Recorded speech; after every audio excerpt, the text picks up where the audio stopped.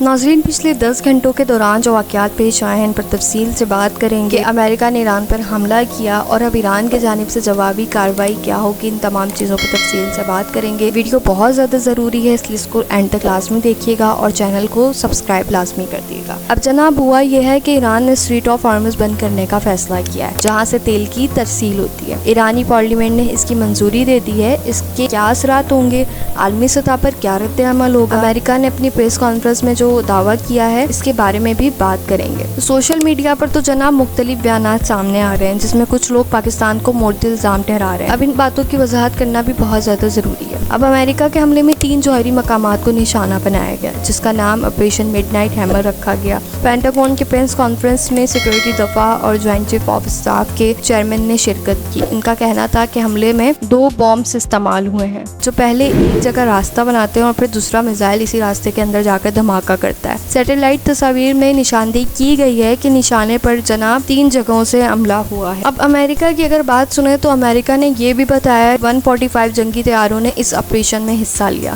جن میں سے زیادہ تر حفاظتی کردار ادا کر رہے ہیں۔ ان کا دعویٰ ہے کہ ایران کی طرف سے کوئی جوابی حملہ نہیں ہوا۔ انہوں نے یہ بھی کہا ہے کہ اس آپریشن کی منصوبہ بندی کئی مہینوں سے جاری تھی اور اسرائیل سے بھی رابطہ رکھا گیا۔ اب جناب ایران کی جانب سے اب تک اسرائیل پر میزائل حملے اور اسٹریٹ آف ہارمز بند کرنے کا اعلان ہوا ہے۔ یہ اب نئے روزانہ 2 کروڑ بیرل تیل کی ترسیل کا ذریعہ ہے، جس پر چین، جاپان، بھارت اور دیگر ممالک انحصار کرتے ہیں۔ اگر ایران اسے مکمل بند کر دے گا تو عالمی معیشت پر شدید قسم کے اثرات مرتب ہوں گے۔ اب پاکستان نے امریکی حملے کی مذمت کی ہے اور واضح کیا ہے کہ اس کی فضائی یا زمینی حدود استعمال نہیں ہوئے اور ایرانی صدر اور پاکستانی وزیر اعظم کے درمیان رابطہ ہوا، جس میں پاکستان نے ایران کے حق میں اپنا موقف دیا۔ اچھا جناب، اب 2-3 چیزیں ہیں، جیسے اسٹریٹ آف ہارمز عالمی توانائی کی ترسیل کا انتہائی اہم راستہ ہے، جہاں سے روزانہ تقریباً 2 کروڑ بیرل تیل اور بڑی مقدار میں LPG گیس کی ترسیل ہوتی ہے۔ یہ 36 کلومیٹر طویل اب نئی سعودی عرب، عراق، متحدہ عرب اور امارات، قطر، کویت اور ایران جیسے ممالک کے تیل کی برآمد کا بنیادی ذریعہ ہے۔ چین جیسے بڑے ممالک اپنے تیل کی ضروریات کا 47% اسی راستے سے پورا کرتے ہیں، جبکہ جاپان، جنوبی کوریا اور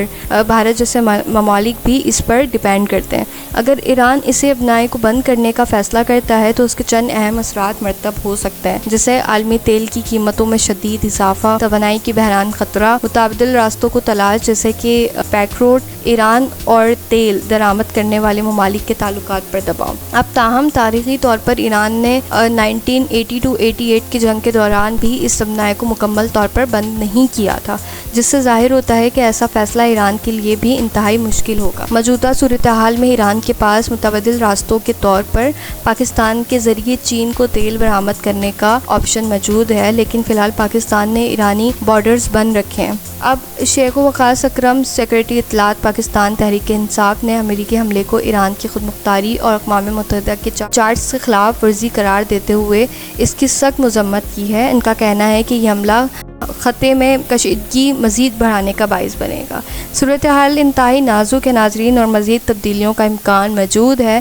ہم آپ کو آنے والے وقت میں نئی معلومات سے آگاہ کرتے رہیں گے، لیکن اس چینل کو سبسکرائب کر دیں اور بیل آئیکن کو لازمی پریس کر دیں تاکہ جو بھی ویڈیو اپلوڈ ہو آپ تک ٹائم پہ پہنچ جائے۔ خدا حافظ۔